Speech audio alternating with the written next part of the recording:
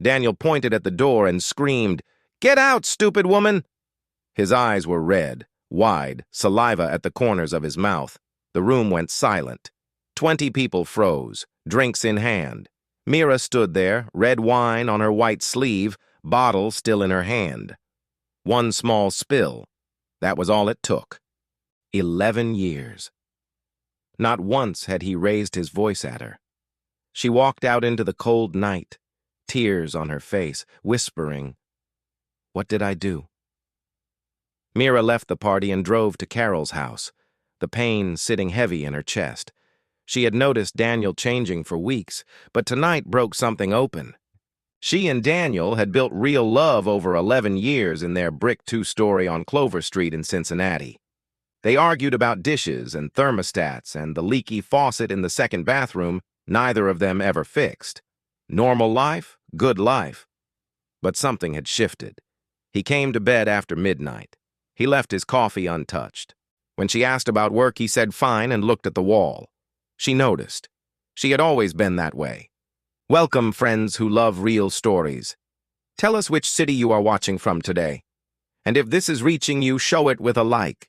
Stay close, because what Meera finds next, nobody saw coming. She was not eating. She was not sleeping. The anxiety sat in her chest like a stone she could not put down. Priya grabbed her arm in the driveway and said, "Come back inside, hold on, try to understand." Meera angrily pulled away and said she needed air. Priya stood watching, but Meera walked to her car, sat in the dark, and did not start the engine for a long time. She was not numb. She was thinking, because she had seen something in Daniel's face before the anger, something that flickered just before he stood up. Fear. Not the fear of a man caught, a different kind. The fear of a man already drowning who just felt the water close over his head. Her phone stayed dark all night. She stared at the ceiling, thinking about that flicker. And she remembered Daniel at the kitchen table at 2 in the morning, laptop closed, hands flat on the wood, perfectly still. She had thought he was just tired. A week passed. Nothing from Daniel, no call, no text. Oh, Meera's mind went to dark places. He wants to divorce me, she thought. There must be another woman. That is why he changed. That is why he humiliated me in front of everyone. The anger hardened. She would not wait. She found the card for attorney Karen Hollis posted at the hospital, wrote the number on a slip of paper, folded it, and slipped it into her coat pocket. She carried it for 2 days. On Saturday, she stood at Carol's kitchen window watching a gray November sky settle over the rooftops, and a different question arrived. Not what he did. Why? If she had spent 11 years reading small signals in people, why was she only reading the surface of this one? She put the number in the drawer instead. She wanted the truth before she did anything she could not undo. She called Marcus, Daniel's closest friend from college.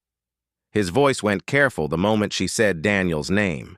He came over at noon, coat still on, and did not sit for the first 10 minutes. Marcus took a long breath, tapped her shoulder, and began. Daniel's firm had landed a contract in September, a warehouse conversion in Dayton worth $400,000. The client, Brett Kellner, pulled out in October without warning. No penalty clause. The deposit Daniel used to pay his staff and order materials was gone. He is carrying a debt of $260,000, Marcus said. Nothing to replace it. He had found out 6 weeks ago when Daniel called at midnight, barely able to speak. Meera's mind went blank. $260,000, the closed laptop, the coffee going cold, the stillness at 2 in the morning. Everything she had read as fatigue rearranged itself. A man carrying a collapsing building, alone in the dark, saying nothing. Her eyes filled. She asked why Daniel hadn't told her. Marcus looked at the floor. Daniel knew about her mitral valve condition. He believed telling her would put her in the hospital. She pressed her fingers to her mouth. She sat a long time after Marcus left. Then she stood, put on her coat, and went home. He was sitting at the kitchen table when she walked in, hands flat, eyes at nothing. She said softly, "Daniel, stand up." He walked to her, put his head on her shoulder, crying. The kind of crying held too long. She held him. Then they sat across from each other. "I know," she said. "How much?" He said. "All of it." "Marcus told me. I was going to fix it," he said, voice heavy. "You cannot fix everything alone, my dear. You scared me at the party. I thought—" "I know what you thought.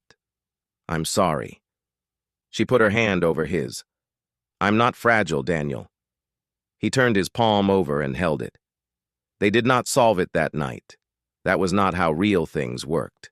Over the following weeks, Meera sat in every single meeting with Patricia Osei. She reviewed every contract, every invoice. She found a clause in the Kellner agreement that attorney David Cho called worth pursuing, a breach in a September email chain Daniel never thought to keep. Kellner settled in January. The firm survived. At dinner, Daniel said she had probably saved everything. She said she had only done what she always did. "Paid attention," she said. "The people who love you hardest are often the ones you stop letting in."